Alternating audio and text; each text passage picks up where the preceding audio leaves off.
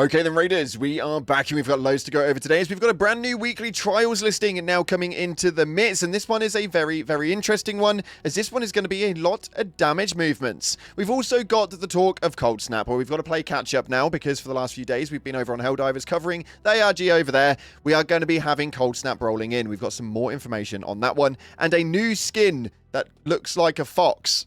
I don't really know where to go with this, so we're going to show you guys everything that you guys need to know today. If you haven't already, smash that beautiful like button and subscribe with post notifications turned on. It'd be greatly appreciated. Make sure you check out our incredible sponsor, GamerSupps, the company that offer esports athletes and gamers alike with the most effective and healthy energy drink option. And we've got new bundles launching all the time, so hit the link in the description and use code CloudPlays at checkout for a cheeky discount. And tomorrow we are going to be giving away the Raider tokens or a free copy of the game if you've not got it already. It's very simple to get a hold of it. Head down to the comment section and put in any coloured love heart and it will enter you in. We'll be announcing the winner tomorrow, so make sure you stay tuned to that one. That being said, let's dive into the game and see what's happening right now inside of Arc Raiders. So, starting off, we have got the new weekly trials, and this one is an interesting one indeed, as we have got a lot of damage moves inside of this one. We have got the deal damage to shredders, which is going to be an interesting one to head over to Stellar Montes and obviously get done. It's the only place where they reside, so make sure that you're going in for that ×2 modifier for the major map conditions. We've also got the Surge First Wave Husks, and this one is a very, very easy one to get completed. Mainly, if you want to head over to the Dam Battleground with the Electromagnetic Storm, it's going to be really, really helpful because the ×2 map modifier actually helps, and the Electromagnetic Storm essentially adds into those conditions as well and gives you a lot more Rocketeers that you can obviously search, meaning that you guys are going to be able to get a higher score.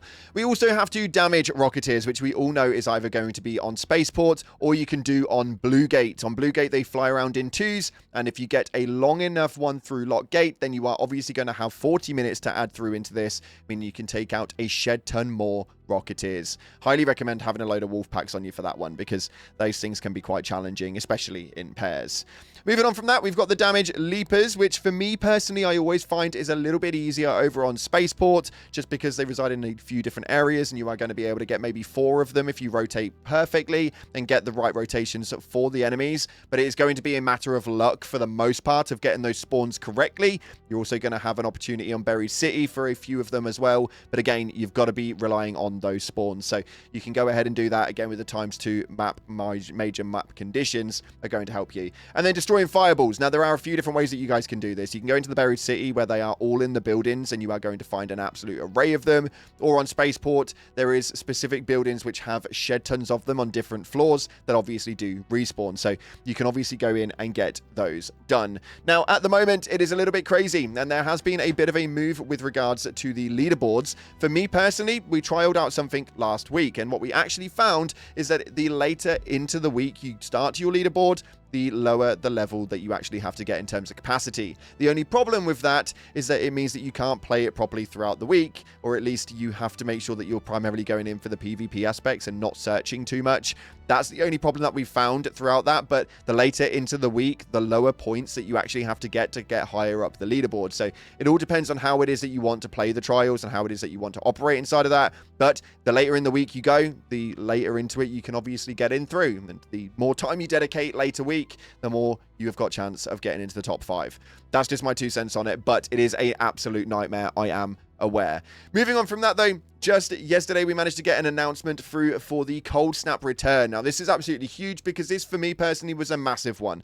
We received a tweet coming in from Arc Raiders stating that the clear skies and sunny temperatures are predicted for topside this weekend, but don't pack your winter gear away yet folks. The weather towers are predicting sporadic snowfall in the foreseeable future. The Coldsnap returns in a regular rotation of map conditions coming from February 10th, which is tomorrow. So that is absolutely huge because for me, the more map conditions that you've got in a regular rotation means that the more options you've got on side of the map, which was the biggest problem for Arc Raiders in terms of the ×2 major map conditions. I'm really, really happy with it, especially considering we're now in February, which means that in the new roadmap, we know that we've got yet another major map condition that's going to be coming into play. So I'm really excited for this. Not only that, but I actually really like the mechanics for Coldsnap. So I'm really, really glad that they're going to be making their way back as well. Moving on from that though, there has been a lot of rumors going around the community about a new skin coming in. This is an interesting one as we've not received a brand new skin for the store for the last 2 weeks. We are rolling into that tomorrow, and hopefully that store reset will be a blunking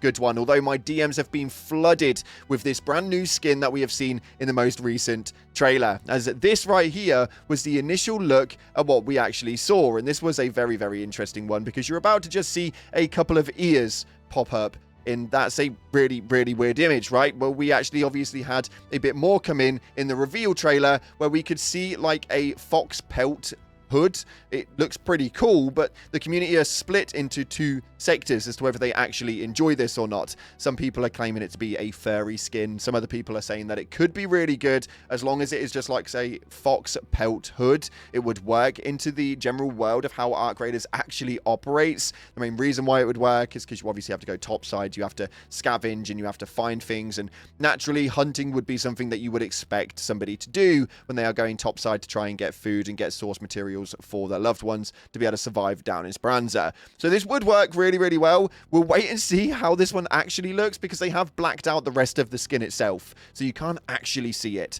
We also don't know if that's definitely going to be coming tomorrow. It may well be a completely different skin, and this one may be in the bank until a later date. We know full well that they utilize a lot of the skin rotations into different trailers and stuff like that, and don't release them straight away. They kind of allow you guys to see those sorts of things and try and figure out when they're going to arrive. One of the better ones was the Stella Montis, and then that didn't arrive for a good few weeks afterwards. So I'm really intrigued to see when this is going to be coming and what we'll be seeing tomorrow. But let me know in the comment section what you guys would want to see in terms of a new skin and how you would want that to play out. Moving on from that, though, we've got to take a look at our top comments, as you guys had a lot to say in our previous video, which was again a few days ago, where the CEO actually dropped a load of info with regards to 2 new titles coming and a new update that's due to be coming soon, which again is likely to be tomorrow. At this point, it is update day for Arc Raiders, so we're going to be keeping our tabs to the ground for that one. But this first one right here coming from self-proclaimed Lizard Wizard, which is a great name for the record, states, I just wish the most for higher tier weapons to get a slower durability drain. My Pharaoh made from rubber and scraps lasts longer than a Bettina. Now, this is the biggest problem that I don't really understand, is how it is that the weapon degrade actually works. Essentially, for me,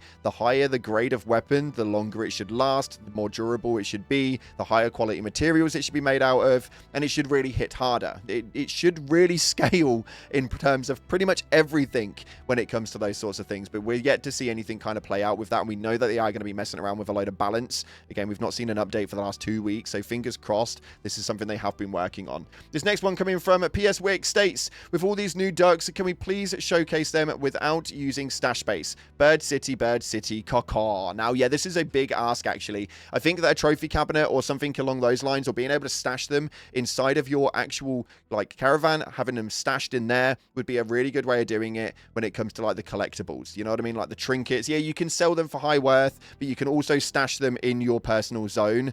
I think for me personally, that would be the better way to play it. Don't really want to have to use all of my space for these trinkets, but my lord, I just want to keep collecting them. Those ducks, they just give me love and joy, man. They just give me love and joy. And finally, this one states right here from Rayliff, states, I went on the first expedition, and the catch-up mechanic for skill points doesn't bother me. I hated how much effort I had to put into getting 5 mil. It felt like a bad MMO grind. Ready for the second expedition. Just trying to keep my hotshot rank until the departure window comes. Now, I absolutely love that. I think giving people the ability to be able to catch up in terms of those skill points shouldn't really affect those of you guys who have already got them. I don't think it takes it away from you guys at all, and it was a really big grind. Like he stated, it felt like a bit bad MMO grind, and I got that feedback quite a lot from a lot of players. So a lot of people don't have the time to do that, so I'm really glad that they've given people the opportunity to catch up and reduce the numbers in that way. For me personally, it's a really good move, and I can't wait for the next expedition to see how that one plays out. Unfortunately, though, that's all we got time for today. If you haven't already, make sure you smash that beautiful like button and subscribing with post notifications turned on. I'm excited to see where the Arc Raiders will go over the next week. I'm really, really intrigued. Nonetheless, that's all we got time for today. Thanks again for watching. Like, subscribe, and as always, I'll see you in the clouds.